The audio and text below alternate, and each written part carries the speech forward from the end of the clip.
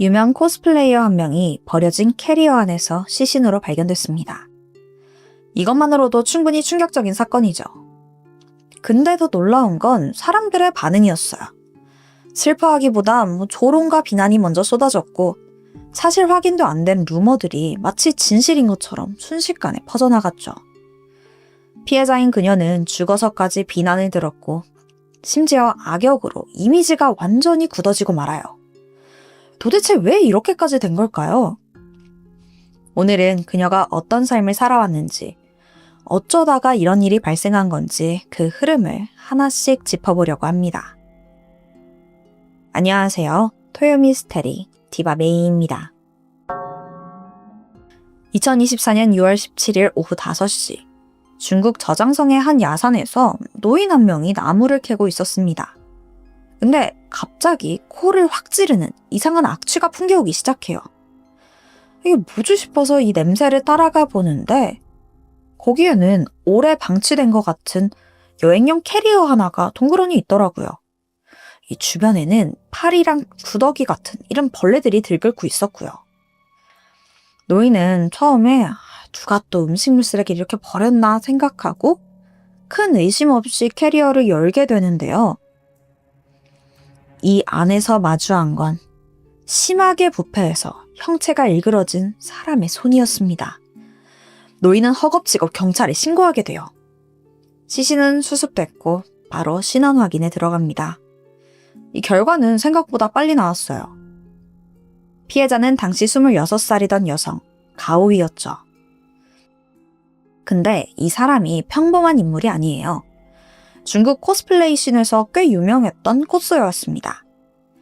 여기서 코스플레이가 좀 낯설게 느껴지는 분도 계실 것 같아서 좀 짧게 설명하자면 코스플레이는 코스튬 플레이의 줄임말로 애니, 게임 캐릭터의 의상, 머리, 또 분위기나 포즈, 심지어 말투까지 따라하는 팬의 문화예요.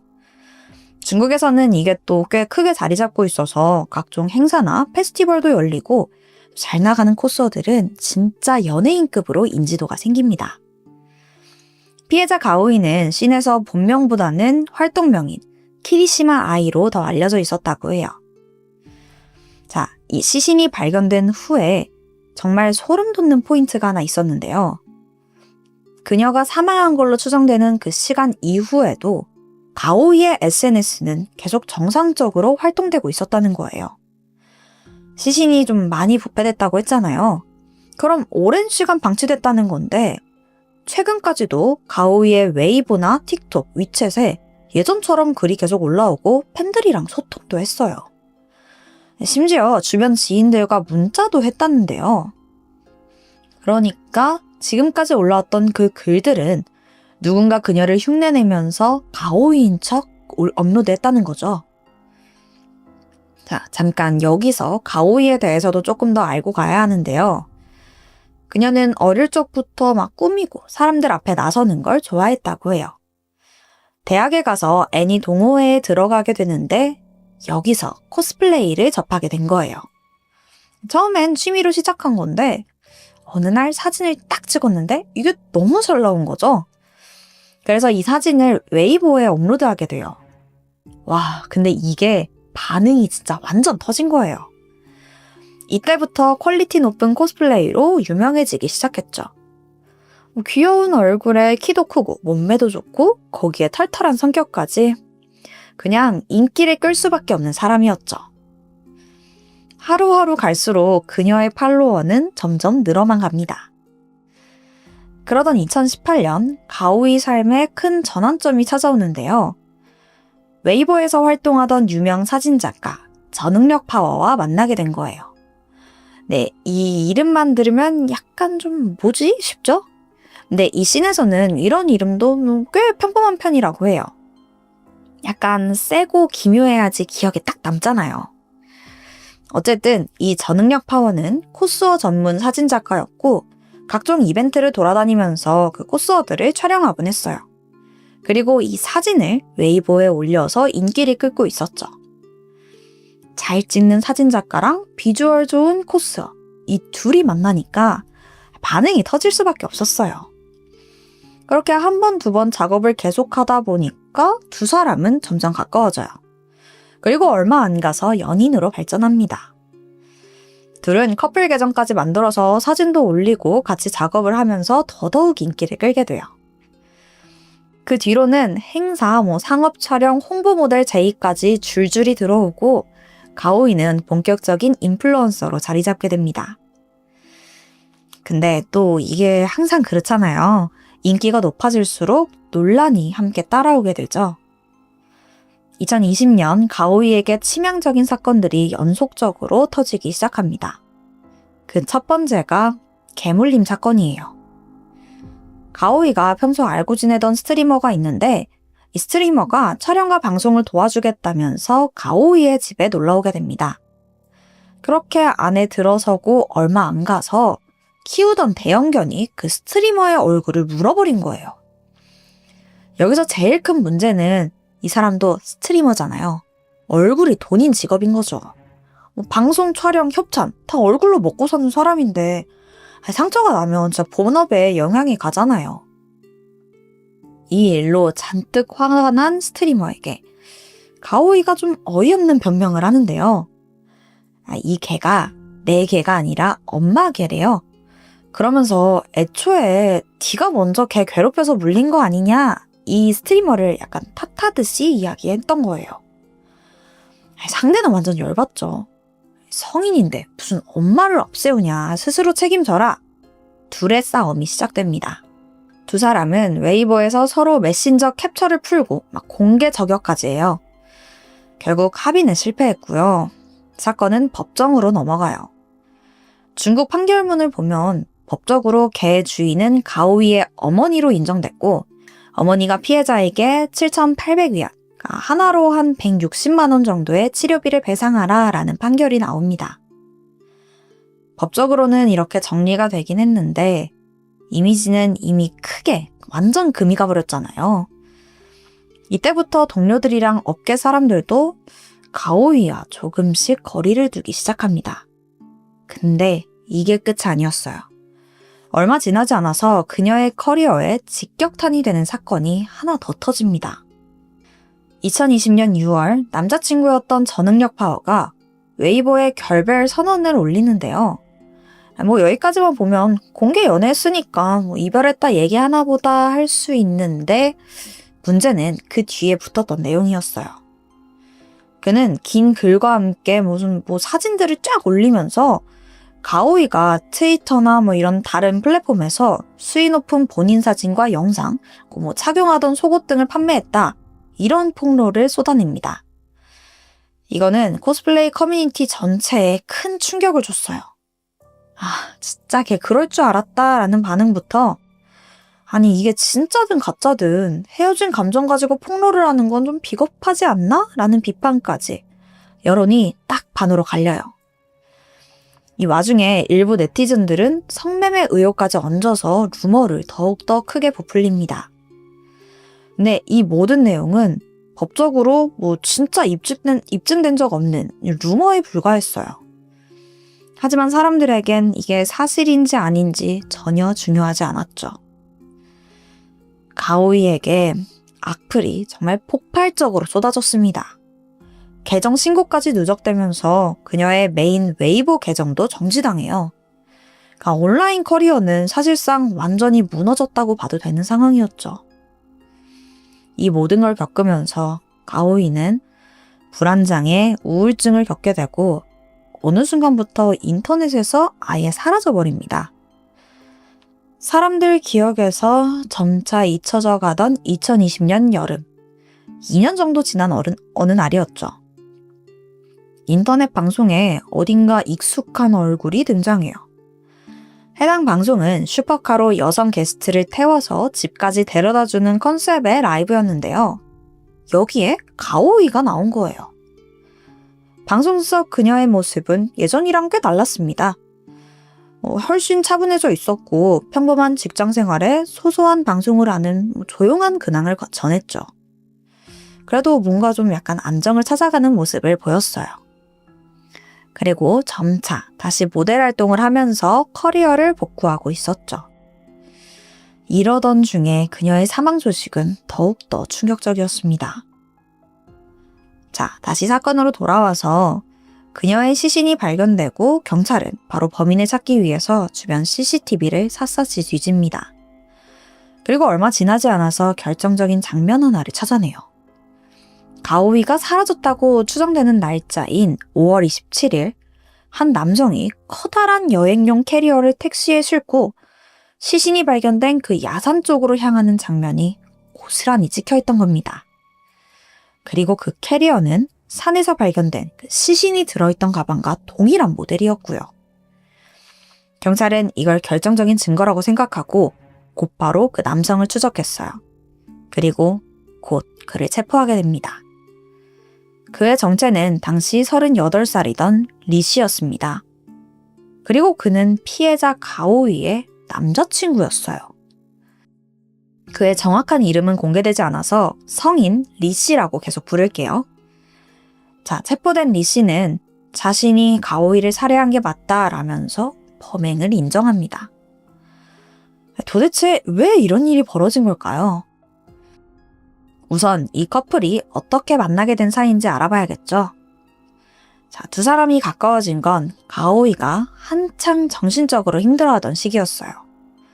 루머에 악플에 커리어 붕괴까지 세상이 다 그녀를 등돌릴 때 리 씨 홀로 끝까지 그 옆에 남아서 응원하고 도와줬죠. 사실 리 씨는 가오이의 오랜 팬이었거든요. 온라인에서만 응원하던 팬에서 직접 만나서 또 시간을 보내는 사이가 됐고, 이렇게 만남이 쌓이면서 연애로 이어지게 된 거예요. 처음에는 정말 다 좋기만 했어요. 근데 딱 여기까지입니다. 이 다음부터는 분위기가 완전 달라져요. 리 씨의 말에 따르면 어느 순간부터 여자친구가 자신을 무시하기 시작했대요. 막 사소한 일에도 짜증을 내고 무릎을 꿇리게 하거나 뺨을 때리는 일도 있었다는데요. 심지어 헤어지기 싫으면 돈 내놔라 막 협박까지 했다고 주장해요. 자기는 연애 내내 가스라이팅 당했대요. 근데 주변 사람들은 생각이 좀 달랐습니다. 가오이 지인들은 입을 모아서 그건 진짜 말도 안 되는 소리래요. 오히려 가오이가 너무 헌신적이었고 남자친구 리 씨는 능력도 없이 그녀 옆에 딱 붙어 살았다는데요. 사실 리 씨는 겉보기엔 따뜻하고 든든한 애인 같았지만 실제로는 경제적으로도 정서적으로도 상당히 불안정했다고 해요. 게다가 리 씨는 가오이보다 12살이나 많고 이혼 경력도 있었어요. 뭐 이것저것 일을 한다고는 하는데 사실상 수익이 없어서 무직에 가까운 상태였죠. 그래서 둘이 함께 살면서 생활비 대부분은 가오이가 부담했습니다.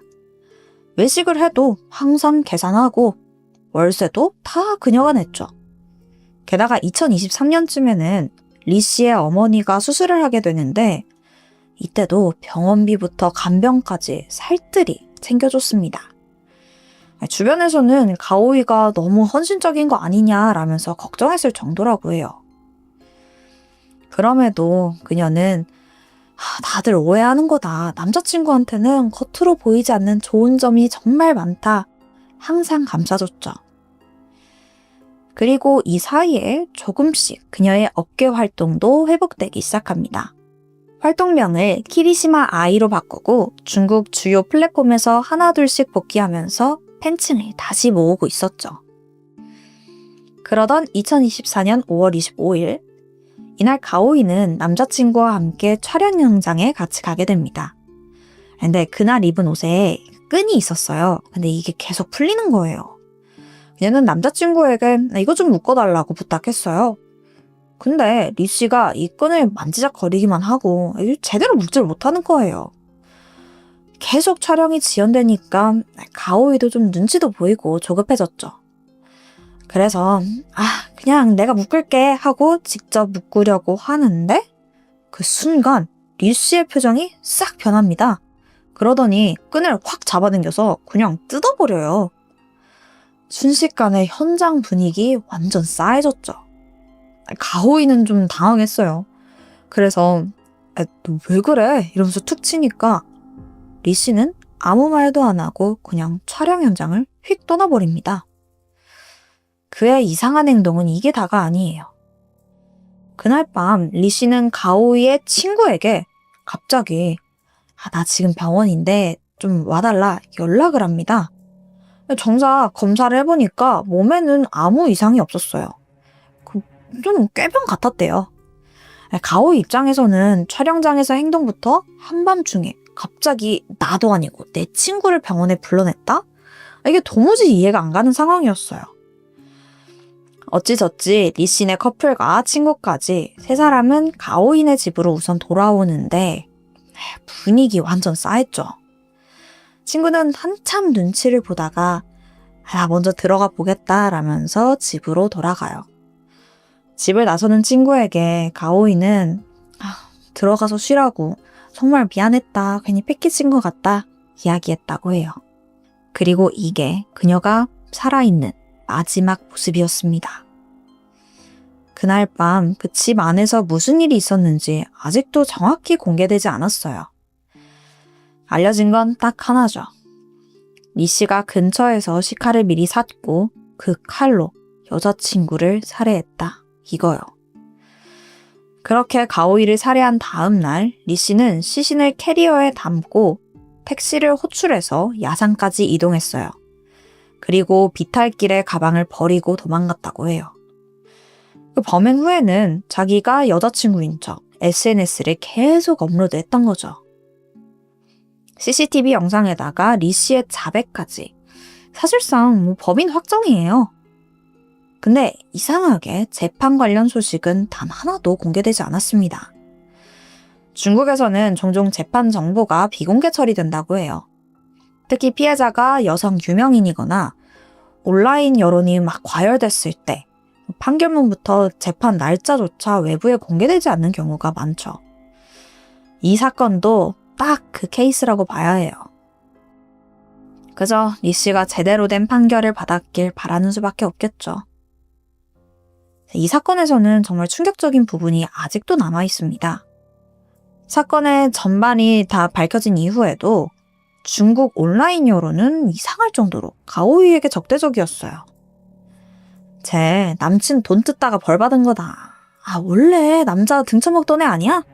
심지어 과거에 그 개물림 사건까지 끌고 와서 다시 막 욕하기 시작했죠. 근데 정작 그녀와 함께 일했던 스태프, 클라이언트 동료들은 전부 다 다른 이야기를 합니다. 가오이는 일할 때 정말 성실했고 팬들에게도 따뜻했다고요. 인터넷에서 말하는 것처럼 그런 사람이 절대 아니라고 얘기해요. 가오이의 이미지는 악역과 착한 피해자 이 두 가지로만 완전히 분리돼서 극단적으로 소비됩니다. 근데 여러분, 인간이 그렇게 단순하지 않잖아요. 물론 가오이도 완벽하지 않았어요. 때로는 흔들리고 잘못된 판단을 하기도 했겠죠. 근데 그건 우리 모두가 다 똑같지 않을까요? 그렇게 흔들리는 와중에도 어떻게든 살아보려고 애쓰던 평범한 26살의 한 사람이었을 뿐이에요. 누군가의 죽음 위에서 이렇게 자극과 루머를 먼저 소비하는 인터넷을 보면서 참 생각이 많아졌던 것 같습니다. 제가 준비한 스토리는 여기까지예요. 지금까지 토요미스테리 디바메이였습니다. 안녕하세요. 토요미스테리 디바메이입니다. 23살이던 초우아이는 건강한 외모와 밝은 에너지로 많은 사람들의 주목을 받았습니다. 인스타그램에서는 아쿠아초라는 이름으로 활동하면서 5만 명이 넘는 팔로워를 보유하고 있었고 홍콩 현지에서도 꽤 알려진 인플루언서이자 요가 강사였죠. 그녀는 일상 속 모습과 요가나 운동 관련 콘텐츠를 꾸준히 공유하면서 많은 팬들과 소통해왔어요. 특히 영하고 진취적인 이미지로 사랑을 받았습니다. 그녀는 원래도 굉장히 도전적인 성격이었다고 해요. 이미 홍콩에서 요가 강사로서 성공을 했지만 여기에 만족하지 않고 자신의 가능성을 더 확장하기 위해 새로운 결심을 하게 되죠. 바로 미국으로 3개월간의 유학을 떠나기로 한 거예요. 이 선택은 결코 가벼운 게 아니었습니다. 홍콩에서의 커리어나 인지도가 일시적으로 단절될 수 있었거든요. 그럼에도 그녀는 스스로 더 성장할 수 있는 기회라고 믿었고 정말 큰맘 먹고 유학 준비를 시작하게 됩니다. 그렇게 초우아이는 2022년 6월 30일 새벽 2시 비행기로 미국 출국을 예약해둡니다. 미국으로 떠나기 하루 전인 6월 29일 오후 4시, 그녀의 부모님은 마지막으로 딸 짐 정리를 도와주기 위해서 그녀의 자취방을 찾았죠. 근데 이미 거의 정리가 끝나 있더라고요. 역시나 성격답게 꼼꼼히 하나하나 잘 챙겨둔 모습이었고, 부모님도 안심한 듯 그냥 편하게 30분 정도 이야기를 나눈 뒤 집으로 돌아갑니다. 그리고 그날 밤 출국 시간이 서서히 다가오던 오후 10시쯤 부모님은 딸에게 다시 한번 전화를 걸어서 상황을 확인해 보려고 합니다. 근데 이상하게 몇 번을 걸어도 응답이 없는 거예요. 물론 유학 앞두고 좀 정신이 없을 수도 있고 친구들이랑 마지막 시간을 보내느라고 못 받았을 수도 있죠.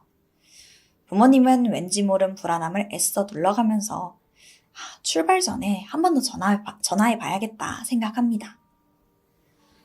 하지만 30일 새벽 출국 직전 다시 걸어본 전화에도 여전히 답이 없는 거예요. 이건 뭔가 이상하다. 부모님 전화를 출국도 하기 전에 한 번도 연락 안 할 리가 없거든요. 부모님의 불안은 급기야 확신으로 바뀌었고 결국 직접 딸의 집으로 찾아가 보기로 합니다.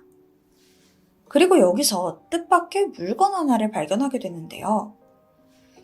만약 딸이 정말로 출국을 했다면 반드시 챙겼어야 할 여행용 캐리어가 그대로 집에 놓여있던 겁니다. 설마 아직 안 떠난 건가? 불안한 마음에 곧장 항공사에 확인 전화를 넣었고 딸이 비행기에 탑승하지 않았다는 사실을 확인해요. 순간 온몸에 싸한 감정이 스쳤죠. 부모님은 즉시 경찰에 실종신고를 접수합니다. 경찰도 사안을 심각하게 받아들이고 즉시 수사에 착수했어요. 우선 초우아인이 거주하던 아파트 CCTV 영상부터 확인하게 되죠. 그리고 여기서 아주 중요한 장면 하나가 포착됩니다. 6월 29일 오후 4시 34분, 한 남성이 초우아인의 자취방에 방문하는 모습이 찍혀있던 겁니다. 그리고 6분 뒤인 4시 40분, 두 사람은 함께 엘리베이터를 타고 내려가는 장면이 영상에 남아있더라고요. 겉보기에는 꽤 다정해 보였습니다.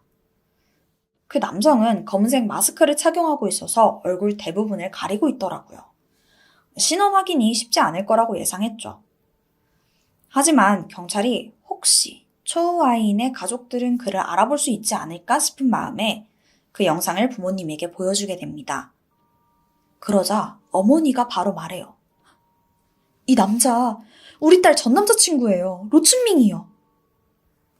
자, 신원 확인됐고 경찰은 곧장 그에게 전화를 해서 전 여자친구 행방에 대해서 물었습니다.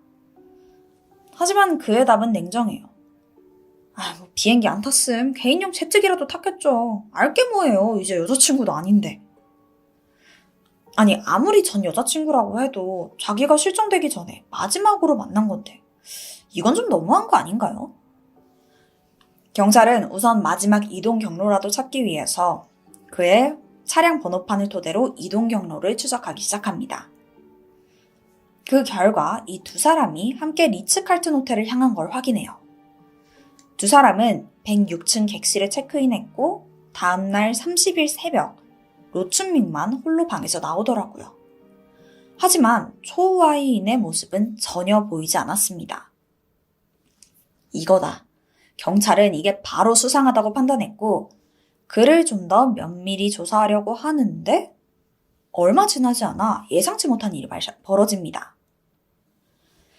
6월 30일 저녁 로춘밍이 변호사를 대동하고 경찰서에 직접 나타난 겁니다. 그는 아무런 설명도 없이 자수하겠다고 리츠칼튼 호텔에 방 키를 제출했죠. 경찰은 그에게 뭘 자수하겠다고 한 건지 자세히 물었지만 그는 묵묵부답으로 일관했습니다. 결국 그를 추궁하기보다 현장으로 가는 게 더 빠르다고 판단했고 해당 호텔로 곧바로 출동하게 됐죠. 여기가 심지어 그 마지막 행적지였잖아요. 불안한 마음을 떨쳐낼 수 없었습니다. 6월 30일 밤 10시 경찰은 그가 건넨 키로 문제의 객실의 문을 여는데 그 순간 눈앞에 펼쳐진 참혹한 광경에 모두가 얼어붙고 말아요. 객실 안은 몸싸움이라도 있었는지 물건들이 막 어지럽게 쓰러져 있고 침대, 벽, 바닥 할 거 없이 온통 피범벅이에요. 마지막으로 경찰이 화장실 문을 열자 욕조는 핏물로 가득 차 있었습니다. 그리고 그 안에서 참혹하게 살해된 초우아인의 시신도 발견됐죠. 그녀는 옷과 신발을 모두 착용한 상태였고 팔, 다리, 몸 앞뒤 할 거 없이 전체에 걸쳐서 30군데 이상 칼에 찔린 흔적이 남아 있었습니다. 특히 왼쪽 가슴 부위에 집중된 8개의 자상과 목의 베인 상처가 치명상이었을 걸로 추정됐죠. 이 사건의 전말을 더 들여다보기 전에 우리는 이 남자, 이 로춘밍에 대해서 좀 더 알아볼 필요가 있습니다. 로춘밍은 어렸을 때부터 홍콩 무술 국가대표 선수로 활동했었는데요. 실제로 여러 대회에서 금메달을 휩쓸며 이름을 알렸고 홍콩 무술계에서는 나름 잘 알려진 인물이었죠. 하지만 어느 순간 그는 선수 생활을 아예 접고 직업도 없이 백수로 지내기 시작합니다. 직장을 구하려는 시도조차 하지 않았다고 해요. 그럼에도 언제나 옷은 명품으로 휘감고 다니더라고요. 대체 어디서 이렇게 돈이 생겼나 궁금하시죠? 알고 보니까 이 인간 진짜 최악이에요. 그는 언제나 이 여자 저 여자 만나면서 맨날 돈을 빌렸어요. 그리고 그걸 유흥비로 탕진했고요. 혹시라도 그 여자가 돈을 안 주잖아요. 그럼 과거에 몰래 관계할 때 찍어둔 영상을 유포하겠다면서 막 협박까지 합니다. 아주 저질이죠. 그가 초우아이인과 만난 건 1년 전인 2021년 4월 파티에서였습니다. 로춘밍은 그녀의 예쁜 외모에 첫눈에 반했어요. 초우아인 또한 그의 훈훈한 외모와 뛰어난 언변까지 금방 호감이 생겼죠.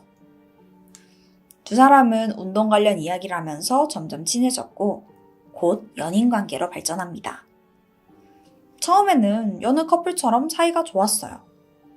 하지만 로춘밍이 여자친구에게 돈을 빌리기 시작하면서부터 문제가 생깁니다. 그는 자연스럽게 여자친구 자취방에 얹혀 살기 시작했고 생활비도 모두 그녀에게 의존했죠. 당시 초우아이는 직업도 없이 용돈 받아 쓰는 그 남자친구가 좀 안쓰러웠대요. 그래서 일 구할 때까지만 도와주자라면서 그를 걷어줬던 겁니다. 하지만 한 달, 두 달, 심지어 반년이 지나도록 그는 일할 생각조차 하지 않더라고요. 이 모습에 초우아이는 점점 실망했고 결국 2021년 11월 이별을 통보하게 됩니다. 사랑만으로는 더는 감당할 수 없었던 거죠. 그렇게 두 사람의 관계는 끝난 줄로만 알았지만 로춘밍의 생각은 달랐습니다. 지가 뭔데 나한테 헤어지자고 해. 그는 이별 후에도 초우아인에게 집착을 하기 시작해요. 혹시 다시 만나고 싶었던 걸까요? 아니면 돈이 그냥 필요했던 걸까요? 이건 확실하지 않지만 그의 행동은 점점 더 위험해져 갔습니다. 그는 끝내 초우아인을 잡기 위해서 비열한 방법까지 동원했습니다. 이전에 몰래 찍어둔 성관계 영상과 사진을 인터넷에 유포하겠다면서 협박한 거예요. 근데 초우아이는 인플루언서잖아요. 사진이 순식간에 퍼질 게 뻔했죠. 인플루언서의 삶도 끝이겠다는 생각에 정말 그녀는 공포감을 느꼈습니다. 그래도 언제까지고 전 남자친구한테 끌려다닐 순 없잖아요. 그녀는 두려움을 이겨내고 경찰에 신고하게 돼요. 결국 로춘밍은 경찰서에 불려왔고 경찰 입회 하에 모든 사진과 영상을 삭제하고 그녀에게 사과했습니다. 초우아이는 그간의 정도 있고 그냥 욱하는 마음에 잘못된 선택을 한 거다라고 생각하면서 그의 사과를 진심으로 받아들여줍니다. 그리고 신고도 취소해줬고요. 이렇게 넓은 마음으로 용서를 받았음에도 로춘밍은 변하지 않아요. 오히려 자기를 신고한 초우아인에게 복수하겠다는 일념에 사로잡혔죠. 그 와중에 그녀가 미국 유학을 떠난다는 소식을 듣게 된 겁니다. 그는 이 이야기를 듣자마자 고급 호텔을 예약했어요. 그리고 27cm 길이의 식칼도 준비했죠. 그 후에는 전 여자친구인 초우아인에게 전화를 걸어서 너 미국 간다는 소식 들었다. 그 전에 내가 빌린 돈 좀 갚고 사과의 의미로 근사한 곳에서 저녁 대접하겠다. 약속을 잡습니다. 29일 오후 4시 40분. 조우아이는 아무것도 모른 채 그를 따라 호텔로 들어갔습니다. 그렇게 객실 문이 닫히자마자 품속에서 숨겨둔 칼을 꺼내 그녀를 공격하기 시작해요. 처음엔 조우아인도 격렬히 막 저항하면서 반격했습니다. 하지만 로춘밍은 정말 마구잡이로 보이는 모든 곳을 찔렀어요. 끔찍한 고통에 결국 그녀는 쓰러지고 말아요. 그러자 로춘밍은 그 위에 올라타서 심장과 목을 노려 8차례나 더 찌릅니다. 그렇게 초우아이는 현장에서 직사하고 말아요. 이후 로춘밍은 그녀를 욕실로 옮겼고 칼과 시신을 욕조에 넣고는 물을 틉니다. 그리고 모든 게 물에 잠기자 피 묻은 옷을 갈아입고 그대로 자기 혼자 방을 나왔던 겁니다. 네, 이미 갈아입을 옷도 다 챙겨뒀던 거예요. 그리고 이때 그 피해자의 핸드폰도 챙겨 나왔거든요. 근데 안타깝게도 아직도 그 핸드폰은 발견되지 않았어요. 아마도 중요한 증거가 들어있을 걸로 추측될 뿐이죠. 로춘밍은 여전히 묵비권을 행사하고 있습니다. 그래서 아직까지도 정확한 살해 동기를 알 수 없다고 해요. 어쨌든 이렇게 호텔을 빠져나온 그는 범행이 들키지 않을 거라고 생각한 것 같아요. 피해자가 미국으로 유학을 간다고 알려졌으니까 연락이 없더라도 한 3개월까지는 잠잠하겠지라고 생각했던 겁니다. 하지만 그의 범행은 너무 허술했어요. CCTV에 두 사람이 함께 있는 모습이 전부 다 찍혀 있었고 방에는 피 묻은 로춘밍의 옷과 또 지문이 곳곳에 남아 있었죠. 아마도 직접 자백하지 않았더라도 금방 다 들통났을 겁니다. 한편 온라인에선 피해자가 금전적인 대가를 받고 만남을 가진 거 아니냐라는 루머가 돌기 시작해요. 이에 대해서 경찰은 그런 정황은 전혀 없었다고 딱 선을 그었습니다. 피해자의 부모 또한 절대 그런 아이가 아니라고 강하게 반발했죠.